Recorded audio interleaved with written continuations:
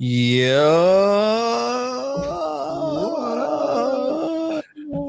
You falling? I'm falling because I'm trying to like vamp with extra audio because I know what I did wrong again. I'm rusty. What did I do? I didn't. No music, bro. I didn't hear it. Oh, that's the applause. Thank you guys, by the way. It's really nice. Thank you all for applauding. Thank you. There it is. Here it comes. And they're applauding the music, putting it to the right volume setting that no one complains about. And we're doing it. We're here. Hector, this is episode 36, bro. Wow. Almost there. Almost to 40. 36. And I'm going to say this right at the top because I always forget. I'm not a good YouTuber, but we are like about to cross 7,000 subscribers on the Mondo YouTube channel, which is pretty fucking insane because when we started this, like when we started doing Toy Talk, or the prototype episode that became Toy Talk, it was like, I think it was hovering around 2,400 or something like that. I remember thinking my personal channel was bigger than the Mondo channel, which my personal channel's been hovering around 3,000 subs forever. And so it was less than that. And so this is now about to hit 7,000. So one thing I realized when I was looking at the stats with our guy Paul in marketing is the majority of people who watch aren't actually subscribed, like more than half. So if you're watching and you haven't subscribed, do me a favor and hit the subscribe button. And I want to say hi to my mom, who said she was going to be watching tonight. So if you're watching, Mom, I love you. Hi, Peter's mom. There she is. There she is. Hi, honey. Oh, I was wondering who was saying that. Yeah, right. Better be my mom saying hi, honey. And so yes, we're doing it. We're doing it live. We're doing it for my mom. So everybody be real fucking nice in the chat. My mom is watching, and she will be pissed if you guys act up. Anyway, we got a big fun show. We're talking the next greatest Skeletor of all time, sculpted by the great Tommy Hodges, painted by the great Mark Bristow, and designed by the legendary Emiliano Santa Lucia. Tonight, we're going to look at some great photos, show some behind the scenes stuff. Hector, you've got a really cool teaser, or not a teaser, a really cool thing to show off at the end of the stream, but you had something you wanted to do right up top. What was that? Yeah, let's do a giveaway. Let's give away a Skeletor now. Let's give it away. Okay. All right. Here we go. Get your Googling fingers ready. What is it? Quickly. All right. So, in the 2000X show, Skeletor and his evil warriors were defeated at some point. Who defeated him, and which army was it? Damn. Well, not who defeated him? Who defeated him, and and his henchmen, basically. So, who and what army is what you're saying? All right. So you have the answer. You put it in the private chat. I'm gonna put it just so we can verify. I see some answers coming in. Mom, you don't have to guess. I will just hook you up with a free Skeletor if you want one. Don't get involved with everybody here. Awesome. Okay, I see the answer in the private chat. I see some partial answers. Let me see. I see some partial answers. I see one. That's who. You want to tell me who you see? Yeah, it's a RCP 0AM4. Let's see it. I see. Snake Man and King Hiss is the answer. Snake Man and King Hiss. Where's the first one? I see Hiss Snake Man came out. Do you want to accept that? That was actually first. Hiss Snake Man. I mean, it's kind of incomplete, but I think we've never say King Hiss. We've never been sticklers, though, to be honest. We've never been. So let's give it to Just Icon 1980. Hiss Snake Man. We'll say that's the winner. Congratulations. You just won yourself a complimentary Skeletor 112 figure timed edition. So make sure you email support@mondoshop.com and let Mac know that you got yourself a winning ticket. Winner, Skeletor dinner. And we're going to do another giveaway a little later on. So don't fret if you missed out. We're going to do another one. But Hector, man, this has been a crazy year. We're winding it down. We do have one more Toy Talk next week, just in case you guys are watching and didn't know. We're going to do one more next week to kick off, to end the year, to wrap it up nicely. But we had to talk about Skeletor. And I mean, next week, since we're at the top of the, so early on here, definitely tune in. We're going to be, it's kind of like our big end of the year shebang. It's going to be a long one. We're going to have a ton of giveaways. some rare stuff to give away, and reveals and show and tells. And if you're looking forward to some stuff that's coming out next year, tune in next week. Also, when is that Ghostbuster stream we're doing? Oh, the 16th, Tuesday. So on the 16th, Hector, myself, and Alex Brewer, we're going to be on the YHS channel doing a charity stream, Ghostbuster themed. They just announced McKenna Grace is going to be on with us, which is really freaking cool. And Jason Reitman's going to be on, a whole bunch of people. Ryan Dole's going to be there, believe it or fucking not. And so it's going to be a fun stream, and there's going to be some giveaways. And then on Thursday, like Hector said, we're doing the last Mondo Toy Talk. Oh, Wednesday the 17th. Wednesday the 17th. Last so it's back-to-back nights. Yeah. Wednesday the 17th, we're doing our last Mondo Toy Talk of the year, and like Hector said, giveaways, reveals. It's everything. It's everything you've always wanted in a Mondo Toy Talk.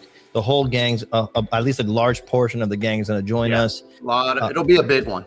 It'll be a fun one. Yeah, we're going to stream like 18 hours, we're saying right now. Yeah, it's a full 24-hour stream, you guys. Yeah, get ready. Buckle up. No one can go to the bathroom. All right. Awesome. Well, without further ado, let's bring in the man of the hour. You know him as Tommy Hodges. I know him as a freaking beast of a man who sculpted the next greatest Skeletor. Like, what you did, Tommy, is you sculpted the greatest Skeletor, and then you said, "Hold my beer," right? Half the size, double the freaking detail and fidelity, and I think it's insane, dude. How you feeling? Hello, Mrs. Attack. Pleasure to meet you. Attack Mama. Yeah. I feel pretty good. I've sculpted a handful of Skeletors for Mondo, and this one might be my favorite. Yeah, man. And before we get full into Skeletor, I didn't plan this, but just arrived. I got another great Tommy Hodges piece in the mail. So for those of you who are getting your Dr. Dooms right now, I just got this in, and I am so stoked on it. I know a lot of you people are getting your Dr. Dooms in. This thing is nuts. They're letting us put guns on toys again. Woo. America's healing, and Hector. and it's such an awesome piece. So like, it's a full Tommy Hodges day over here at the Attack Cave. So dude, let's get into this. Let's talk about it. People are here to see, the greatest Skeletor ever released, and we got to get into it. Hector, when we started talking about doing MOTU 2000X and 112, we talked about that this cannot just be Mondo doing 6.5-inch figures or 112 scale figures, right? Mm-hmm. It had to be more than that, and out of respect for what's come before, not just because we're full of bravado and love our friendly competitions, but more so because we said the original 2000X figures we've talked about were like groundbreaking, in my opinion. They got a lot of us back out into toy stores hunting for He-Man figures after 20 years or so, and they also kind of like cemented this new evolution of design for characters we've known for decades at that point. And so what was going through your mind when we first started talking about 2000X and 112? How crazy is it for Mondo to get 112, right? And MOTU that we've been working on for so long. It's crazy because this is the year that we've kind of officially went all in on 112, right? Between the Ghostbusters and then Masters of the Universe 2000X, which for us was like, with Ghostbusters we knew what we needed to do, right? And Alex had already kind of like blueprinted the whole thing, which is like, it needs to be a true representation of the show. When it came to 2000X, what we really sought out to do is like, how do we basically do what we've been doing in 1/6, all the detail, all the paint, all the attention to like, accessories and all of that, and just shrink that down to a more sizable, action figure size, right? So that was kind of the goal here, which is, taking the 2000X storylines and the characters and obviously the design aesthetics, and then pulling a little bit obviously from references from the show to what the Four Horsemen did incredibly, but adding our own spin and our own take to it, upresing the details. So it's similar to what we've done in 1/6 in MOTU, which is, take inspiration from it. And in this particular case, we're just taking inspiration from that 2000X series. Absolutely. And Tommy, jokingly, but not really jokingly, I do think you've outdone yourself. And I say that because the last 1/6 Skeletor that we released was a figure that we all said, this is the best Skeletor like ever released. And part of that is because we're all fans of what's come before. And we work with Emiliano, who designs the hell out of these things. Yep. And because these figures that we put out we look backwards to go forward. We're like, let's take these influences. It's like music, right? Like you grew up listening to a certain type of music. So if you make music, then it influences the music you make. And I think I say confidently, like, I know you've done it. You've outdone yourself here. So what was it like saying, all right, rolling up your sleeves, another Skeletor? How do you top it? How do you even approach it mentally? Just to start, I was a huge He-Man Skeletor fan. I used to leave work early to get to Toys R Us at 10 a.m. to look at the shelves to pull out the He-Man Skeletors in the year 2000X. Hell yeah. Hell X. But figure-wise, sculpting-wise, our 12-inch Skeletor, he had to fit a certain aesthetic. And being at 112 and a whole new category, 2000X, I felt like I had a chance to restart or show another version of Skeletor that we do. And the big part of it is Skeletor in the cartoon, he's very slender on the lower body. He goes up and he's got these big old wide shoulders. He's got like this almost like an S-curve hunch, but not really. Yeah. So he's covered in armor, but if you take off the armor, you can actually see he's got like this little bit of a pose that He-Man cannot get. No kidding. I really do recognize that too, because I remember when I saw the first 2000X figures and even the cartoon, the designs were very specific, like top-heavy characters, right? Hector, these guys were like jacked, like the first. Yeah, they had that very classic like V shape. Yes. Upper bodies, and they were definitely were pushed. Everything was pushed, right? Like it's a good way to put it. Yeah, outstanding. And so, Tommy, you're saying that a big starting point was rethinking anatomy, like how the anatomy, the silhouette of the anatomy kind of defines and distinguishes the character from other iterations. I agree. I think that 2000X 100% did that with the figures and the animation. So then, you're pulling from the show, right? And you're also majority from the show. From the show, but as anybody knows from animation, like a lot of the art in animation is simplified so it can go frame to frame. You have to then go back in and layer in detail, and so you get to work with Emiliano's concept art. How does that work for you? Because Emiliano does beautiful concept art, which we'll look at. How does it go? How does it work for you translating that? When do you decide, like, definitely staying exactly to what he illustrated here? When do you decide I can push these things? How does that go for you as a sculptor? Yeah, Emiliano's great. He puts so much detail in his concept art where I don't have to make up too much. But a lot of the differences from Emiliano to my work is I'll do what he does, but once I do that and I feel like, oh, his arm guards need a little bit more, or I wish this part's kind of blank right here, I just add a little bit of something. I don't take it too far away from what Emiliano did. No, and that's really telling. Like when we look at the concept art, it definitely feels like it flows from him through you to Mark, and that's how the end result comes together. And Hector, you're tasked with reviewing this along the way. We have our sculpture meetings where we look at Tommy's work, and it gets to a point where you're just looking at Tommy's work for what it is now. The concept art kicks it off, but then it just becomes Tommy's piece. What are you looking for when you're reviewing a sculpt? What are the first things you want to see, and then once you're good there, what do you look for after that? I think it's different with every piece, but you were saying about Emiliano that his concept art is so detailed, right? It's so rich with information for the sculptors, which is incredible, right? Like he really fleshes this stuff out.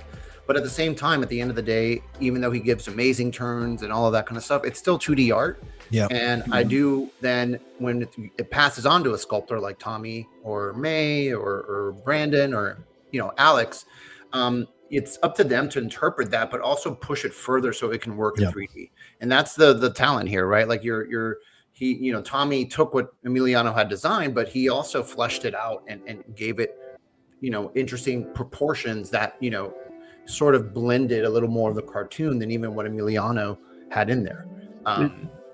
Interesting thing, looking at He-Man and Skeletor side by side, I don't think He-Man's body would have worked on Skeletor and vice versa. Mm-hmm. So I really try to differentiate. Skeletor is more skeletal, like a evil. He's not like a buff. He's buff, but he's not like a healthy young man. Yeah, there's something about it. He's got evil in there.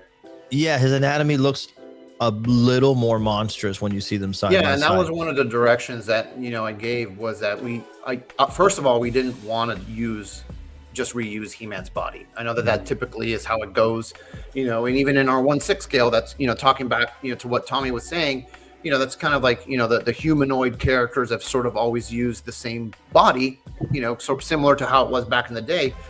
In this case, we definitely didn't want to reuse the bodies. So He-Man has a very unique body, and so does Skeletor. And Skeletor, like Tommy's saying, we really wanted to capture that sort of like different vibe that he has in the show. He is sort of like, in a way, like hunched, and he does have a very skinny waist.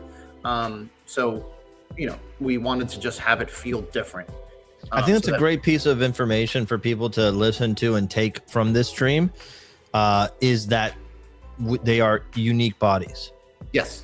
And that's often not the case with Master of the Universe. I mean, the history of those figures is they were able to take one molded body and kind of like reuse it for the most part, swapping pieces here and there. So that's really exciting, and unique for this figure line. It's also awesome, just for a minute here, to look at a Tommy Hodges piece and a May Tom Tarana piece side by side. It's really freaking cool. And Hector, when I hear you talk about it, I hear like there's a level of trust, right? That when you assign something to someone like May or Alex or Tommy in this case, you can just go, all right, Tommy, you're working on it, and I'll see you in the checkpoint, right? And that is something that makes me so proud to be a part of Mondo, is that you literally have guys that if they went anywhere else, they'd be the best wherever they went.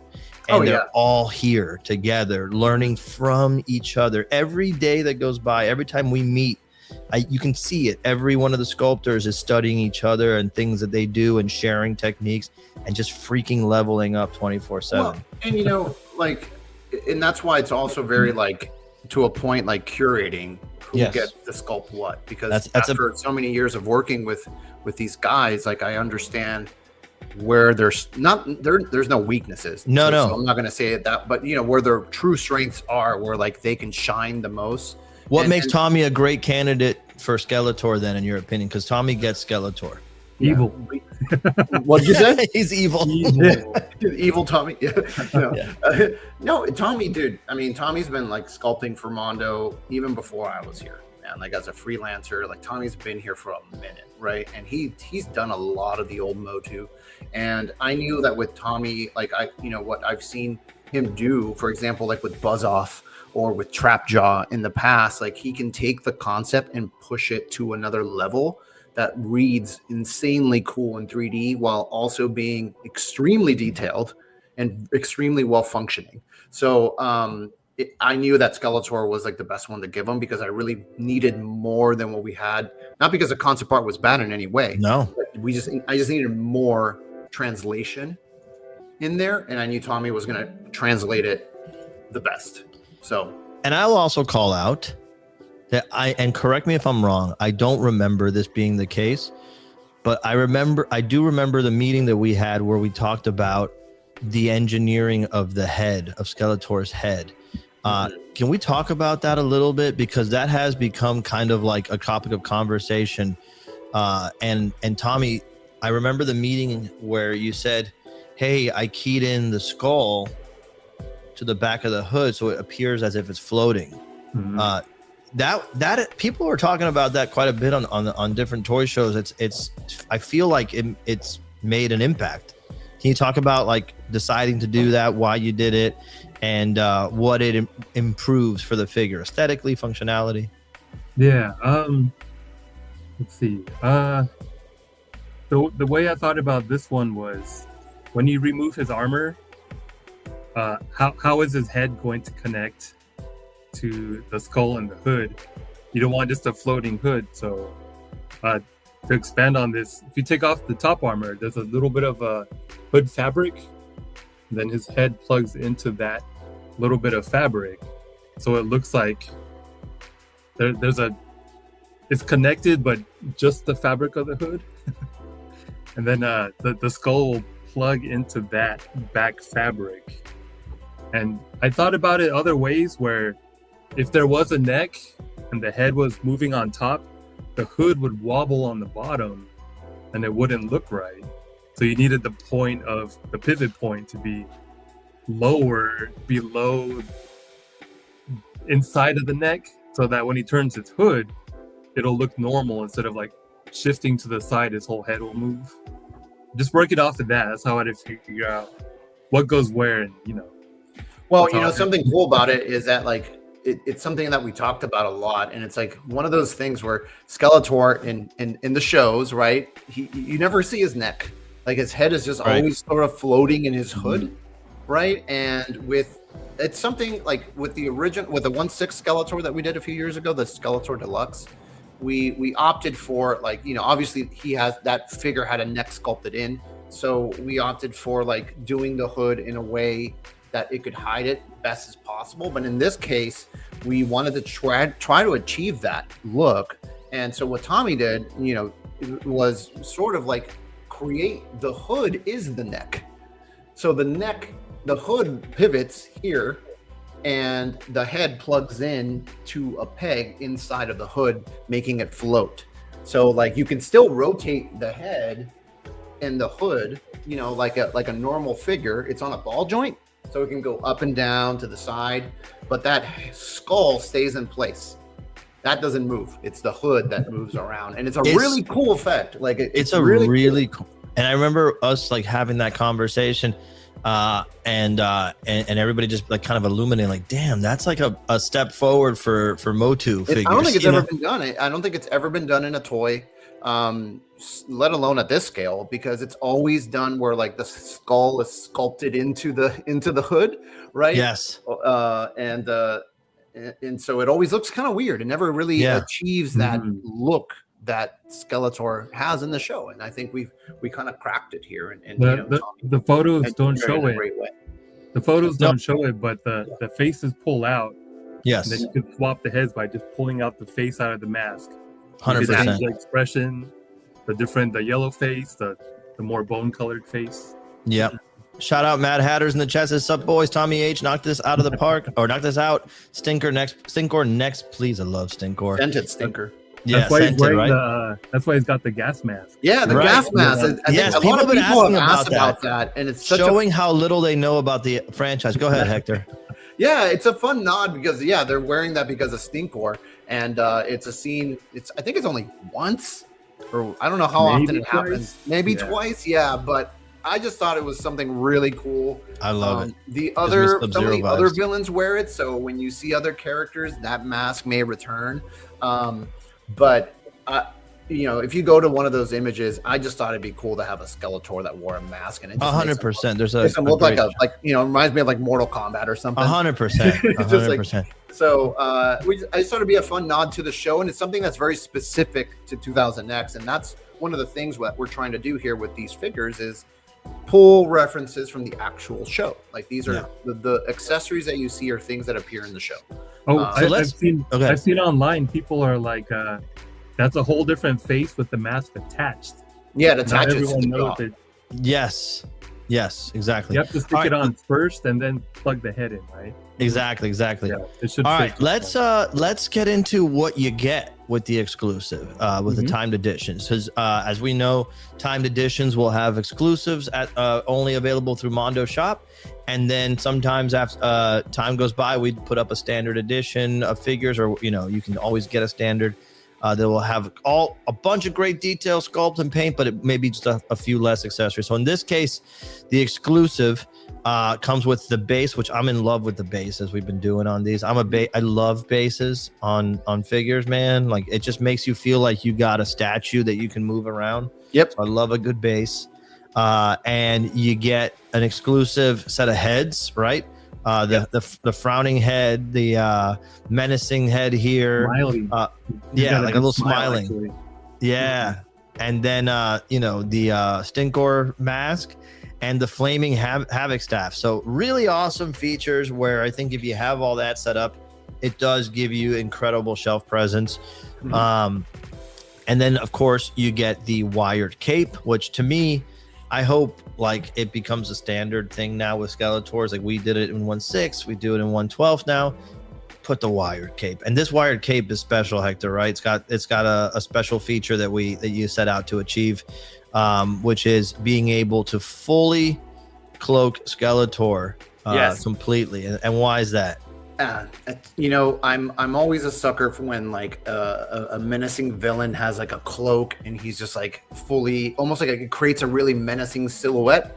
In the show, he does this a few times where he just kind of appears, and it's kind of like a nod to like he's pretty menacing in 2000X. Like he's kind of a jerk. He's I mean, he's clearly a villain, but like he's not like he's not buffoon. He's not like a buffoon kind of. No, like, everyone else is. And yeah. So I just thought it'd be a fun thing to do because it's just another way to display it. Yeah, really. It's a unique feature in that show. It's something that I visibly remember him just like showing up completely cloaked. And then the flaming havoc staff is so badass. You're gonna get like this clear, material. Yeah, I think there's some cool pictures of it close up there that you can show. Yeah, right cool. Down there. Yeah. Look at this. Emiliano's beautiful photography, by the way. Yeah. Raul's amazing photography as usual. He's a storyteller with his photography. We always preach his name here. Yeah, just amazing stuff. So if you get the timed edition, you'll have those exclusive accessories available right now until January 6th at 11:59 a.m. Central Time. So check your time zones.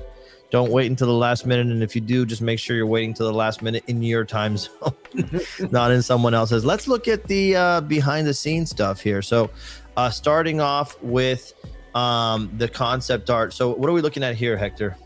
Yeah. So, Emiliano, he's so fast. So he, as soon as I give him a project, like a day or two later, he's already giving me sketches like this, which are incredible. And this was just I thought it'd be fun to share. It's just a cool way of showing how he sort of maps things out, like just to give me an idea of what he's going to be doing, especially with the armor. At first, he had just sent me Skeletor's body, which then I approved. And then he started just roughing in the armor, and he sent me a few updates, just being like, hey, do you like the direction this is going? And at this point, I can give him some notes. If I'm seeing things that are like sticking out to me as like, in terms of proportions, I'm really just looking at proportions and silhouette here at this point, because I do want to give the sculptors as much information as possible when they are sculpting. So based off the concept. And then here is a more refined state of Emiliano's art. And at this point, you're starting to see all the notes you gave him come together. You're getting the glimpse of what the Skeletor is going to feel like, establishing those anatomical differences.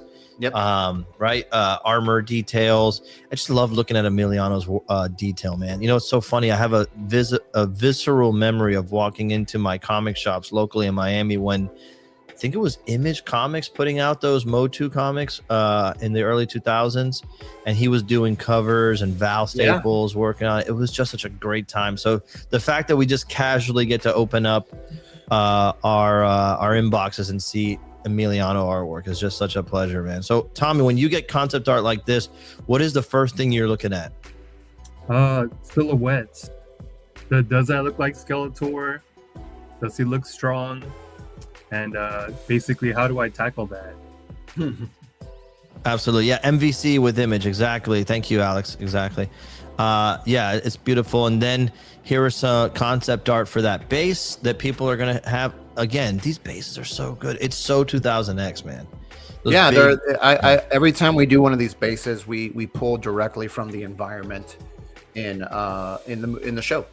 You know, so this is the sort of how the Snake or Snake Mountain area looks like. It has these really like sharp, jagged, you know, purple rock formations. So absolutely. Yeah. And so here are early sculpts. Yeah. What stage are we here? Because we can see the silhouettes there, the big shapes, but there's not all the details worked in. Talk about this, guys. That's definitely matching closer to Emiliano's art. It's kind of like step one, block it in, get it all in there. What Make does it that look term like mean for people who don't know? Block it in. It's like all the base forms, not much detail, low poly, so it's easy to manipulate. So if you guys had changes, arms too big, he needs legs bigger, this and that, it's easy to change without worrying about, oh man, I lost hours of work doing that. But you say change. Yeah, right here you're now, looking at easy. You're looking at shapes and proportions. Yeah, Kind of exactly. get those locked in before you go into detail work. I always say that it's so important, and artists like Tommy really understand this, is that you have to nail those proportions, and the weight and the feel and the silhouette of the character before you go into detail work. Detail work is the fun stuff. Like once you get in there and you start like manipulating all the detail, like, you know, that's a totally different thing from actually nailing your shapes. Yeah, you need your fundamentals, your foundation to be strong, right? If you look at him in the profile, go ahead, sorry. if you go back one more, and the first one, you can see he kind of has like that unhealthy hunch. He's kind of like, like he's on his phone too much. He's got a little bit of his belly's out, his back. He's kind of nerd pose in a sense. Yeah. Like he's got a little bit of that hunched over pose for sure. That's the gives it that villain presence for sure. And there's a weight to it. What now? Here's a question: when you guys do poses in the Sculpt software, what is the point of that? I mean, it looks awesome, but is there a function for that? A reason? Yeah, because when you look at it in T pose, he's just kind of stuck in this very unnatural pose. So I have to pretend and have fun. I'll turn his hips a little bit. I'll turn his head, turn his shoulders, raise the arm to be like, okay, this is closer to what people will pose it like, because people will pose it standard, but he's an action figure, so right. You want to make sure it's looking right in those dynamic poses too, and you know that makes sense. So you can probably catch, hey, this looked good in T pose, but once I move it around, it's starting to look weird. I gotta adjust something. Big part of that too is his arms. If you put the arm rotation spot too low, you'll be like, ooh, that looks weird when his arms are out. Let me raise it. Okay. Yeah, and you're also looking for collisions here too, and stuff like that, and clearance. Collisions meaning? Well, it's you know, when you're in 3D, you're in a you know, you're sculpting on a software. There's no physical way to like test if the clearances are enough, or like if this is gonna like for example, when you're bending an arm, is the forearm muscle now like, you know, fusing with the bicep? Hold on, right? Because that's not going to happen once you get a 3D print. Do that again. I just want to make sure if you're flexing, we're all getting a good view. Nice. Yeah. So you know, you don't want that to happen. So the main thing here is to make sure that when your clearances are happening, that they're, you know, your arm is clearing out in the right way, or your legs, or your whatever it is, because that's like the other half of this, you know, the battle, right? It's one thing to get a really cool looking sculpt. The other part of it is now, can you engineer it to get it to function? And that requires in 3D, whereas back in the day, things were sculpted in wax. And so it was in, you know, in a way easier to know what the clearances were right away, because you could just test it, right? You had the material there to tell you like, hey, this cannot go through my arm, like my bicep. It cannot happen. Whereas in 3D, it will just go right through it, right? There's no way to stop at the geometry. Gotcha. Nostalgia Unboxed saying 3 beautiful men and Peter as well. And the reason he says that is because I know this. He told me one time at San Diego, like he sees me as more than a man. So that's what I get it. You're like a god. Yeah, not a god, but not a man, like right in between, you know. Demigod. So yeah, sure. And so here we go. These 3D renders of the portraits for Skeletor, which this is an awesome image, just a bunch of skulls all together, super metal. But here, who doesn't love a bunch of skulls? Exactly.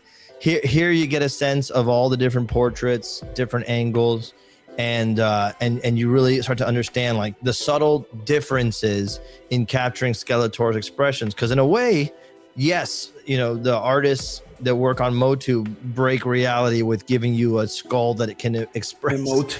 Right. But then doing that, you have to make sure it not only looks badass, but it communicates the expression. And Tommy, when you're doing that, what are you thinking about when you capture an expression? Because I imagine capturing an expression in a skull is challenging. Yeah, he's basically stuck always with his teeth smiling. So you got I was gonna say. So let's see on the sad one on the right. The last one on the right, he is smiling. They're all smiling, but yes, to show he's smiling, this part of his cheek is pushed up higher than the other ones. And when you smile, you think your eyebrows go up, but I don't know, mine go down. When you smile, it's more of like he's like yeah, calling you. He's like stupid trap jaw. He's like, you think you could do better, Evelyn? Yeah. Yes, exactly. And one thing is that people were asking about the yellow and green head, and that's sort of like just like our Mondo head. Yeah, it's not yellow in the show, guys. No, if you haven't watched the other heads are the ones that are inspired by the actual show.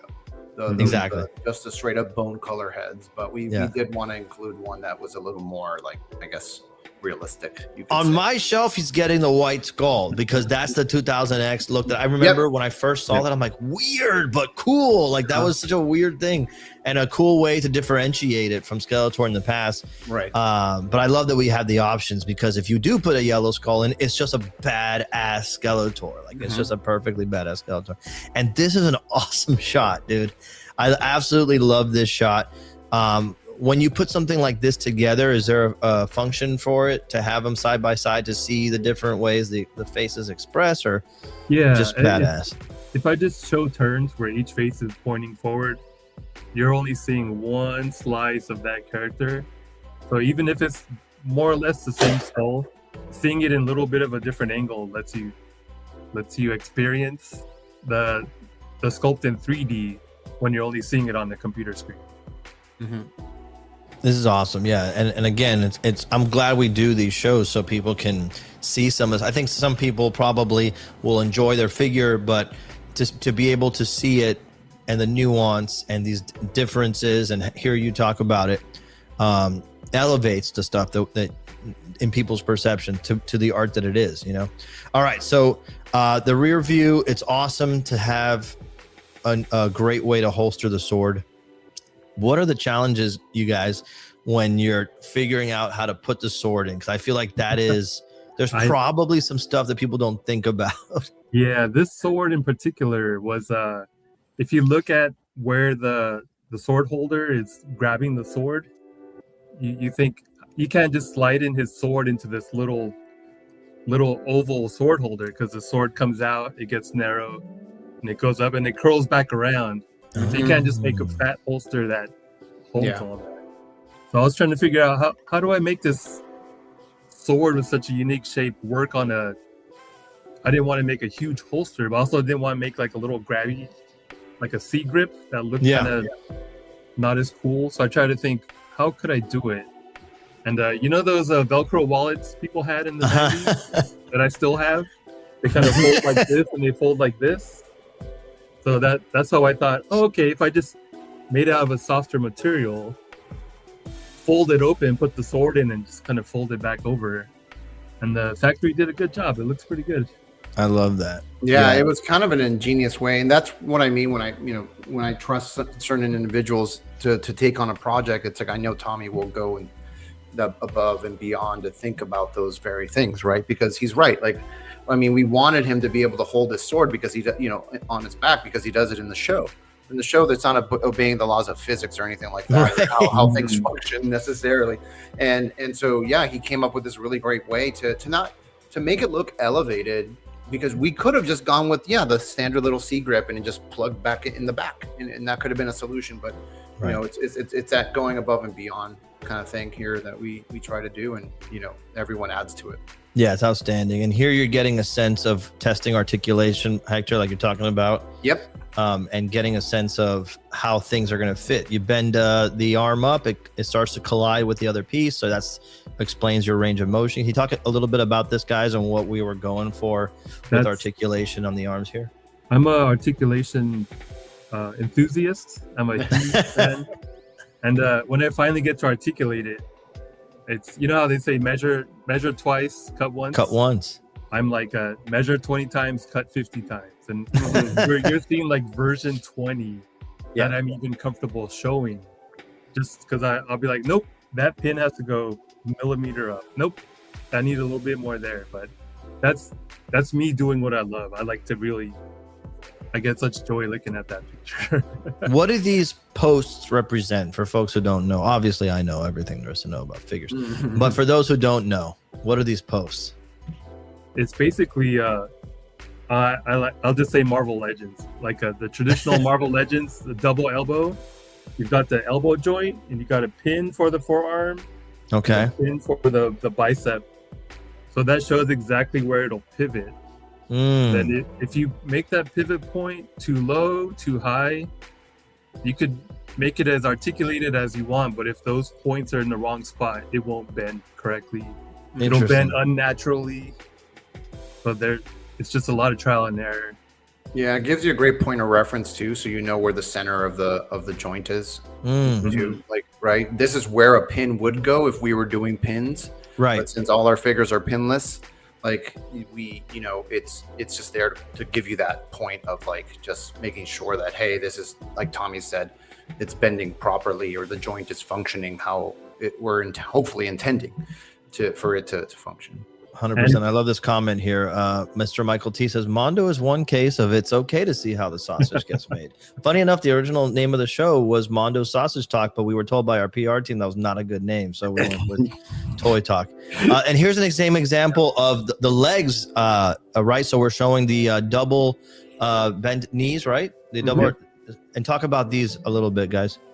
It's more or less the same. Okay, but, same thing. The pins are representing the articulation points. And with the bicep and these massive legs these guys have, there's so much muscle. In real life, our muscles can collide because our meat is squishy. Right, and just squish together. Squished meat. Toys cannot do that. So you have to. I'll bend it, and then I'll nudge the calf a little. I'll bend it and be like, oh, I can go a little bit here, without. That's really cool. Changing the sculpts. That's really cool, and I've seen you guys go over stuff like that in the meetings where you talk about the forms being adjusted so that a tighter bend can be achieved, but then when it expands and opens up, it doesn't look like deformed at all. So I think that's pretty outstanding, frankly. And as someone who's just studied anatomy and drawing and painting, I love thinking about that challenge. Like, how would you adjust the forms of the muscles to look great flexed and not? And I tip my hat to you. I think that's pretty outstanding. You and May and all the guys do stuff like that, and it's just pretty outstanding. All right, this is really cool. This is what we were hinting at earlier, and all other toy companies screenshot this take it. So that you guys take it. We want everybody to get better. Just look. Hey, get to our level. Oh shit! I'm just kidding. Hector, I hardly ever say anything. Those who know me. Wait, what was that again? Just repeat it real quick. That's our level, guys. There we go. There's the GIF. Everybody, cut it out and repost. I love when Dark Hector shows up, bro. It's like Dark Side Hector. But yeah, let's talk about this because again, I think this is a cool thing. We're talking about how this figure line is standing on the shoulders of giants like the Four Horsemen. By the way, I don't know if I told you this, Tommy, and I'll tell you now. I had dinner with a few of the guys from the Four Horsemen. Yeah, in Vegas. In Vegas. Eric Treadway, Jim Preziosi, and they are in love with what we're doing with MOTU 2000X. Whoa. They saw it in gave us person. our blessing. Yes, Wow. they Their said blessing. Sorry, their blessing. yes, and they really had nothing but the best things to say, and I was happy to hear it because I'm a huge fan of them, and I've said a bunch of times of how those figures got me to want to be in this business. And Tommy, I'm sure you're a fan of theirs, and they just had the greatest things to say. So I thought that was a really cool moment. So yeah, anyway, let's talk about the Skeletor a little bit now that we have a visual aid. So it just explained this kind of like, you know, for someone like me who doesn't understand anything, barely speaks English, but go ahead. What are you looking at here? Basically, This is the casing, yeah? Yeah, and this is just to add a disclaimer. This was the first iteration of the casing. He ended up removing that big ball that you see there inside, right here, or lowering it significantly. Yeah. In the final, this was just sort of like the proof of concept. Yeah, ignore that, everybody. But go ahead. But yeah, there's a big plug in the back of the hood, and you could look in the back of the skull. There's also a big reverse plug. Right. You could plug that in, and outside of the hood, he has a great range of movement with his jaw. Inside of the hood, it'll be limited for obvious reasons, but you can actually open his mouth. Not as wide as out of the hood, but you can play with it on your desk without a hood. His jaw will open really wide. This to me is the coolest thing, this effect that's achieved, the space here. And I just think that's going to look incredible on a shelf. So again, I think it's really cool. And to your point, Hector, this is why these guys are the top of the game, because this was extra credit, right? This was this wasn't in Emiliano's original design. He just designed him with a neck, and that's kind of like what we were going with. But Tommy and I were talking a lot about the things we loved about the 6-scale Skeletor, right, and the things we didn't like. And and we agreed on one. We didn't like how the non-fabric hood sat on his head because of the neck. So it kind of just like it sort of wobbled. It didn't give you the right look, and so this was sort of that solution. Absolutely. And everyone's favorite now, the exploded view. I can't tell you how many people just came up to me this year at conventions and say, exploded view. I'm like, what the fuck have we done? But yeah, it's so awesome. Something like this, we love showing it. Why? Always the same reason. It really gives you a sense of just how much work a sculptor does on these figures, right, Tommy? And there's so much of the figure that's internal that you don't see, that really has to work. Can you talk about a little bit about your thoughts when you're putting something like this together? What the thinking is for building those endoskeletons, let's say, on a figure like this? Why is it important? Let's say I'm a huge articulation fan, so I really enjoy this process. Connoisseur. It's connoisseur, but it's all about clearances and making sure things don't, like when his upper torso moves away from his abs, is there a huge gap? It's like how do all these pieces work together? How well do they all interplay with each other, and they don't look like completely different parts shoved together? And seeing it exploded shows they're all completely separate parts. Yes. If you shove them all back together, they all work well together.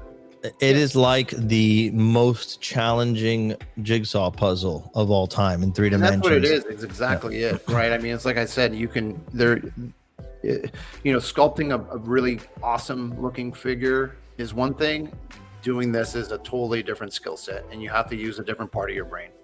It's engineering. It really is engineering. It's engineering, and that's what's awesome about the guys we have here is that they do it all. So it's like, there's a lot of complexity in here, especially with this when we wanted to, introduce the soft chests. Yes. Something we've never done before. But we really, I saw a question asking if these are more articulated than the 1/6, and absolutely, they're double jointed. Their chests are sort of like butterfly joints because they have, you can sense it's soft. You can get this pose. So it does give you that extra range of motion because double jointed elbows, double jointed knees, soft torso to get a little bit more range of motion to hold the swords, 2 hands. So that's stuff that we weren't able to achieve in the past with 1/6. And it's not that we can't achieve it now in 1/6. It's just that in MOTU we didn't achieve it. We hadn't. we stuck to the original body because over time that collection grew, and we didn't want to move away from that aesthetic too much. Right. You know, we did subtle changes here and there. Yeah. To some of the figures, like the Skeletor has some changes. Right. Faker. You know, Faker. You know, but in this case, we got to start all over. Yeah, we knew that that's what these collectors in this scale really like Tommy said. It's like an opportunity to say, hey, this is, you know, we're listening to you guys, and people have asked for this for some time, so they're going to get it. And here, you're getting a shot of the swords. I've heard it on a few different streams now. People just in love with the interlocking hand ball, the claw and ball at the bottom of the sword. It's a beautiful piece, befitting of this figure. And I think it just like, you know, you can't have Skeletor without these incredible swords. And I just love the idea of him. There's that picture that Raul took. He's like double wielding. Yeah, so bad. Yeah, like El Mariachi. So cool. Yeah, awesome. So really great stuff. Love the behind the scenes stuff as usual. And again, Tommy, I can't tell you enough, between you and the incredible work Mark Bristow did on the paint, it is just another notch, another feather in the cap for incredible MOTU figures. So excited for this line in general, right? We have He-Man and Clawful launched already. Skeletor's up right now. You can pick them up at mondoshop.com if you want the timed edition with the exclusive accessories. Don't wait. Don't miss out. It's available right now until January 6th. And then there's another figure. Yes. Hector, that people are expecting to see. You want to talk about that? You know, we were going to we had announced Man-at-Arms at Comic-Con, and I think, do we have them at New York? Yeah, Painted Up in New York. And so the original plan was to release them both together, but we figured it'd be nicer and better just to kind of give the Skeletor its own time to shine. But Man-at-Arms is coming, and I have the first sample from the factory here to share with everybody. Well, let's see it. Let's see it. So usually they come in these little white boxes. This is an unboxing. Yeah, the art has not been placed on it yet, but we'll be getting that soon. But this is our first MP1, meaning our first paint master from the factory. So you guys are going to take a look at it with me. So, oh man, I just love it. I love seeing it in the blister tray. Oh, it's cool real. In the blister tray. It's real. Bear with me. I need to open it. These are the sounds that make all toy collectors happy to hear, right? The little plastic. And just so you guys know, Tommy, also worked on Man-at-Arms. And I love this figure. Yeah. He is awesome. Damn it. This is the first time that I've been able to really mess around with him. I mean, I had the T one, which is the whoops, I pulled off the leg. Factory sample, right? And so these in this particular case, we get to really mess around with them and call out certain things like the colors, and if some legs are popping off like it just did, or things like that. We let the factory know, like, hey, these are things to look out for, or hey, can you adjust the paint? This right here is his shoulder pad that I can just attach here to this little ball joint, which moves up and down. It does move. That's great. I love that. Yeah. So you'll be able to pose it. Give me a second here. Because in the past, it's been kind of a limiter of the articulation, right? So now, so there you go. Be able to, sorry, let me stick it in there. There you go. You'll be able to move it up. Oh man! And then you can move it arm up. That's cool, right? And then same Chris Wooten. I wish Man-at-Arms was my. He's really, really neat. I really love how he's turned out, and he's just awesome. Put some glasses on him; it'll look like Hector. I know, right? I absolutely think that Man-at-Arms was perfected in 2000X. Like that design was just on another level. The proportions are so great. Yeah, let me show you. Let me show you that. We have this cool mace here that he comes with. I don't think we've revealed all of the accessories, but I'll reveal some right now. He comes with this really cool blaster. Nice. And if you've seen the show, you know that his arm transforms into a blaster, right? And so you can just pull out the hand and attach the blaster in here. And that's awesome. That should go on his left arm, Hector. Come on. It goes on the other arm? Yeah. Well, whatever. That's okay. It works on either arm. Yeah. Wow. And you know, we have a little missile here that you can put in. It's been a while, by the way, since Mondo's done Man at Arms. Yeah, it's been like it's one of the first 1/6 figures that we did. I worked on that guy. Yeah. It was a long time ago. It was it was the first thing I ever painted at Mondo. Oh, no kidding. Was Man at Arms, the 1/6. So yeah, and he comes with some different expressions. Hold on, let me solo you again. Oh, I love it. That mustache. Oh, I love, dude. His helmet's one of my favorite. But that is so good. The Duncan head like that. Can you get it even closer? It's gonna. Yeah. Store. 112. 112. Yeah, I know. It's so funny. You know, I'll say this, but I felt bad after seeing it in person because I remember we got photos from the factory and they just like zoomed in on it. And I was like picking apart, like, oh my God, like there's little marks here and there. I'm like, no, fix this, fix that. And I'm like, there's no way I would have seen it if I would have just seen it in person. It's so small, but yeah, he's just awesome. So I can't wait for you guys to check this out. He will be available early next year for people who are wondering. So stay tuned for more information. There's a couple more accessories that I'll save for when we review. Yeah, some surprises. Yeah, we'll leave some surprises. But yeah, I just wanted to show this off because I got it in the mail yesterday. And I was so excited, and I'm like, you know what? I have to show this because I love it. And yeah, someone had asked, 100%. Someone, by the way, I love how smooth those joints are when I was holding the He-Man. Just like it's smooth, but it's sturdy. It feels great. Yeah, really beautiful articulation. Someone had mentioned that they like seeing that we review the figures in the process and give notes. And absolutely, like this is still a review process. We're not. This is not a final just yet, but we're really close to the final when you see something like this. This is MP1 for us. So then this means this is the MP means master paint.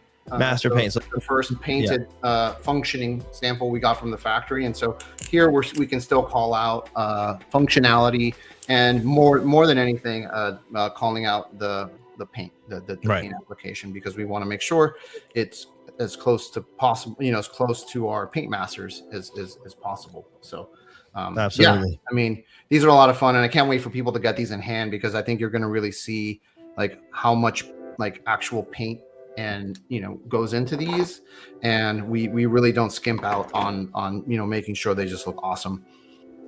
Yeah, it's a beautiful thing, and this line just has so much promise, so many characters that we love, and there are characters in 2000X that were more prominently featured than others, and than they were even in MOTU, the original series. So like gives us an opportunity to like comb through that library and definitely want to get to the main characters, but also throw in some wild ones. So what do you got there? No. I'm just also calling out that he's got the fabric, just like I love that. Hold on, yeah, I love that. And the loincloth, he's got the fabric there around his shoulders, which is a unique thing for Man at Arms in the show in 2000. Yeah. So I love it, dude. And by the way, Hector getting extra credit points for the nice lights in his shelf now. That looks great, by the way. It looks really, really good. And even on the squads back there, everybody just take a minute and just appreciate Hector's too. That's great. It awesome. Gets dark here now, super early, so I figured I need some lights. Before I just had the sun shining through here, so there was really it looks better. It looks cool. Yeah, it looks better now. Yeah. So anyway, exciting stuff. Thank you guys for explaining all that to everybody and going through all that stuff. It's just really, really rad. You guys, we're gonna wrap up soon, but if you want to throw some last minute questions in, I will star them, and then I will ask Hector. And Hector, sometimes he answers questions he wouldn't answer otherwise. He's feeling good. But yeah, real quick before we do that, take another look here at the page. People were asking, when does Skeletor schedule it to ship out? We're hoping to ship them out in August of 2026, and we're always trying to beat those dates, but August is what we're comfortable saying right now. for Skeletor. So get your pre-orders in. Don't get FOMO later. And if you're in on this line, He-Man, Skeletor, those are the cornerstones. And I know there's people out there who just collect Skeletor figures, and that's pretty freaking badass to have a collection of only Skeletors. So this is one you definitely need in that. Yeah, so exciting stuff. Skeletor 2000X 112, the first 112 scale Skeletor from Mondo is available now until January 6th at 11:59 a.m. Central Time. Really, really, really awesome stuff. All right, Hector, you have there's one more. We need an answer. We need an answer. I'm gonna ask them. I'll say you have a trivia question because we're gonna do a giveaway. No, Tommy has a trivia question. Oh, Tommy has a trivia question, right? But before we do that, let's go through some questions here. Speed round here. Rocco Squad when, Hector? Early next year. The audacity to show it off, and you never talk about it. I know, right? Yeah. No, trust us. A lot of the stuff that we showed off at Comic-Con is very early next year. So yes, we didn't want to cram it all into the year, and it was already a crammed year. So yes, we're not forgetting. We're doing everything. You're gonna get it all. So just stay tuned. Jennifer Tato says, same thing. Can we get an idea of when the animated Superman will be released, Hector? Jesus. Very soon. Very soon. Very soon, you guys. So stay tuned on that one. Not this year. Not this year. We're done this year. I think there's one more surprise, small limited release that will be launching this year. But I forgot. I didn't know about that. Did I know about that? Yeah, you know about it. I'm sure I know. I just have terrible memory. There's one more little thing, and then we're done. We're done. This is an awesome request, and I second it wholeheartedly. Please bring us a proper 112 Tuvar and Badra. So those are the characters before they get merged to make Too Bad in MOTU 2000X. It's a really cool idea, actually, because you could do Too Bad, but you could also do Tuvar and Badra first. So interesting stuff. All right. Let's see. Superman soon. We answered that. Oh, Hector, why wasn't a Keldor portrait included in this? Will there be a full Keldor release soon? Perhaps a convention exclusive? Next question. Let's see. Next 1/6 MOTU soon? Yes. Come next week to the Toy Talk. I'm going to be revealing a lot of stuff and just showing off a lot of stuff. So it'll be fun. Hector's feeling loose next week. All right. It's Christmas, man. Exactly. Christmas is the last stream of the year. This says Battle Cat. We also like Battle Cat. Good guy. I love cats. We love cats. Any shipping updates on? Oh, My Godzilla's in the variant. Those are, I think they're like on the way. Yeah. I think in the next by January you should be getting them. Yeah, for sure. I spy a bear walker type of Godzilla bar behind you. You do. It's right there, and it's freaking insanely awesome. So cool. Go check it out. And then let's see. Any reveals after of the next figure after Merman 2000X? Brian's not satisfied. Brian wants more, and so quite a. After Merman, because we have Tila and Merman were revealed, we right? revealed Tila. So yeah, Tila and Merman are the next ones. And Tila also brings Orko. We said that, right? I don't think we showed that. Oh yes, we did. Did we show Orko? I think. Jesus Christ. Well, whatever, guys. Yeah, Whoops. It's almost the end of the year. Who cares? I'm pretty sure we did. Maybe. All right. At this point, I don't even remember. So cancel it. Yeah, Tila does come with Orko. So. This is a good question, Hector. MYP, Mike Young Productions, Dream Halloween 2000X comic book appearance Scareglow on the table for this line? We said no more Scareglows. We love Scareglow. I said no more Scareglows in 1/6. Oh, okay. I didn't say no Scareglows and other things. Next Godzilla drop figure drop when? That Designer Con showed off a lot of good ones. Yeah, Designer Con was our big Godzilla drop. Next year, you're going to get a lot more. Next year, we definitely have Godzilla stuff planned. All right. I think... one more. This is good. Beavis and Butthead. Very soon. Janine. Very soon. Beast pre-order. Pretty soon. All right. Cool. That's enough. You guys are not. My guys. What I mean by that is just keep an eye out because it won't be in the next few weeks. Oh, thank God. but you know. Yes, Okay, you there did you show us.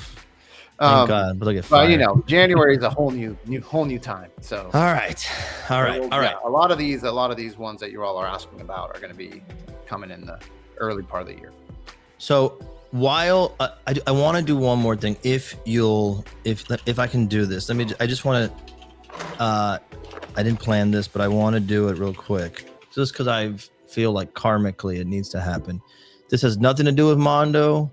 This is just toy fans. I love this guy. Our buddy Haston, the creator of Gum Skull, is not a Mondo product. We're just fans. He put him back up on his shop. He's an independent guy, and I just wanted to shout him out. I'm going to try to sneak him into our stream next week, by the way. I'm see if we can do it, just for a quick shout out. But anyway, go check out Gum Skull Studio. It's a really cool freaking figure, and that's all I'll say. I love it. I got it at Designer Con. Yes, they're fantastic. So go check them out. Gum Skull Studio. By hand. Literally makes them by hand. So yeah, really cool to support an artist like that. Yeah, and the website's insane. Look at this. I know, it's crazy. What is he doing? It's like a flash site on acid. Yeah. All right. That's it. Except for one more giveaway. Everybody's fingers should be warmed up. Clickety clacketing. Tommy, we're gonna give you the solo. For you guys. Pace yourself. Okay, you guys ready? Listen carefully, everybody. Go ahead. All right, I'm gonna try to do this without reading my notes. All right, in season 2, after Keldor has a failed attack on King Randor, he is dying and he needs to summon Hordak.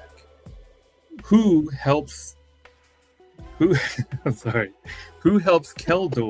summon Hordak to save his life?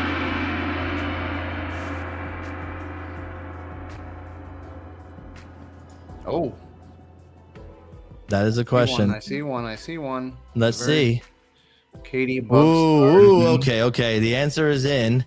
Yeah. Now let's see who did it first. I think it is Katie Bugstars. That has not to be Hordak. The answer is Evil Lyn, but she crap, it wasn't you. She said Evil Lyn first. But then said Evil Lyn. Yeah. Oh, thank God. That was gonna be so dark. Yeah, congratulations. And I've never seen that name win. So Katie Bugstars, congratulations. Awesome. You won a free Skeletor. Congrats. Free Skeletor. Email support at mondoshop.com to claim your free Skeletor 112 scale figure timed edition from MOTU 2000X. Tell Mac you won it on the stream. And everybody give him a round of applause. I think that's amazing to have a new winner. All right, you guys, we did it. Did we leave anything out? I don't think so. I think we did it. Tune in next week. It's going to be fun. Tune in next week. Tuesday on YHS. Bonanza. Yes. Tuesday on YHS, celebrating Ghostbusters for a great charity stream with a lot of incredible guests, including myself, Hector, and Alex Brewer, and a cavalcade of an amazing Ghostbuster-related participants and giveaways. Then Wednesday, the last Mondo Toy Talk of the year. And it's going to be a big one. Hector is going to reveal all. Giveaways will happen. He's giving away everything, like everything you've ever dreamed about, dude. Like it's happening. And who knows what will happen. We're going to bring the Mondo gang on. We're going to talk about the year that was, all our favorite stuff that we got a chance to work on and see come to fruition, and then looking future. So yeah, super exciting. Wednesday, right here on the Mondo YouTube channel. Make sure you're subscribed, like the video. We appreciate that. And we'll catch you all on the next one. Goodbye. Thank you all.